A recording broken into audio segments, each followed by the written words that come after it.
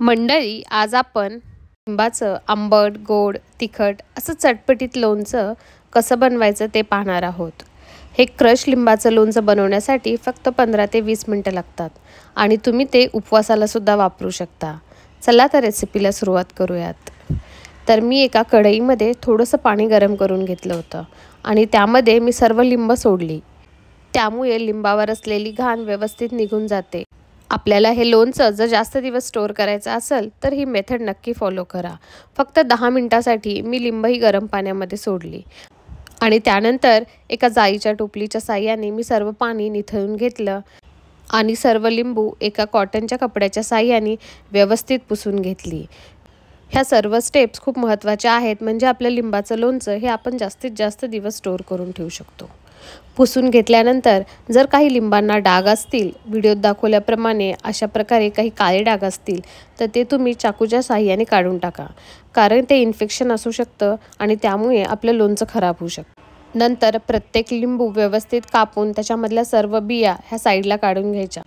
त्यामुळे लिंबाचे फक्त अर्धे काप करून चालणार नाहीत, त्याचे आणखीनही थोडेसे बारीक काप करावे लागतील. बिया साईडला काढणं ही एक खूप कंपल्सरी स्टेप आहे. जर लिंबाचं लोणचं आंबट, गोड, तिखट, चटपटीत पाहिजे असेल तर बिया काढल्या पाहिजे, नाहीतर लिंबाचं लोणचं हे खूप जास्त कडसर लागतं. तर व्हिडिओत दाखवल्याप्रमाणे मी त्याचे बारीक बारीक काप करून घेतले, म्हणजे आपल्याला जास्तीत जास्त बिया असतील तर आपण त्याला बघून व्यवस्थित बाजूला काढू शकतो. तुम्हाला आणखीनही छोटे काप करायचे असतील तर तुम्ही करू शकता. तर व्हिडिओत दाखवल्याप्रमाणे मी लिंबाचे सर्व काप करून घेतले आणि बियाही बाजूला काढून घेतल्या. नंतर एका मिक्सी जारमध्ये सर्व काप ॲड करून त्याला व्यवस्थित क्रश करून घेतलं.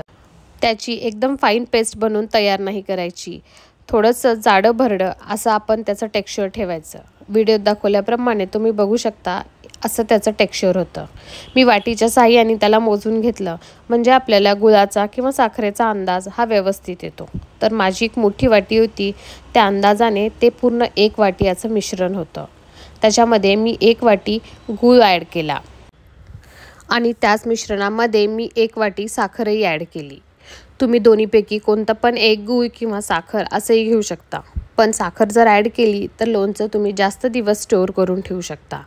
त्यामुळे मी थोड्या प्रमाणात साखरही वापरली आणि थोड्या प्रमाणात गूळही वापरला होता. गुळाचा प्रकार बदलला की त्याचा गोडवासुद्धा थोडाफार कमी जास्त होतो.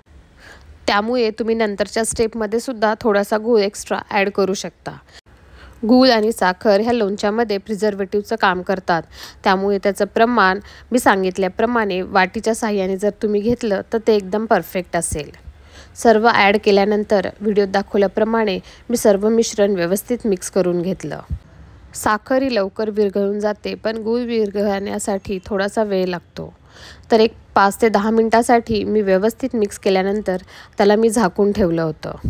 10 मिनटानंतर एका मीडियम गॅसवर त्या पॅनला मी ठेवलं आणि त्याला चमच्याच्या साहाय्याने हलवत राहिले. साखर तर विरघळून गेली होती, पण गूळ विरघळण्यासाठी थोडा वेळ लागणार होता. व्यवस्थित मिक्स करून घेतल्यानंतर एक 5 मिनटानंतर तुम्ही व्हिडिओत बघू शकता गूळसुद्धा खूप व्यवस्थित मिक्स झालेला आहे. आणि त्यानंतर त्या मिश्रणामध्ये मी 1.5 चमचा Kashmiri red chilli powder add केली आणि अर्धा चमचा साधं मीठ ॲड केलं आणि अर्धा चमचा काळं मीठ ॲड केलं. त्याच्यामुळे आपल्या लोणच्याला छान टेस्ट येते. आणि त्यासोबतच मी अर्धा चमचा भाजलेल्या जिऱ्याची पूडही ॲड केली. ह्या ठिकाणी तुम्ही ब्लॅक पेपरसुद्धा ॲड करू शकता, पण उपवासासाठी बनवतोय म्हणून मी याच्यामध्ये बाकी काहीही ॲड केलं नाही. जर तुम्ही उपवासामध्ये जिरे खात नसताल तर तुम्ही जिऱ्याची पूडसुद्धा स्किप केली तरी चालतं. फक्त लाल तिखट आणि मीठ हे सुद्धा खूप सफिशियंट आहे आपल्या लोणच्याला चटपटीत बनवण्यासाठी. हे मिश्रण व्यवस्थित मिक्स करून घेणं खूप गरजेचं आहे.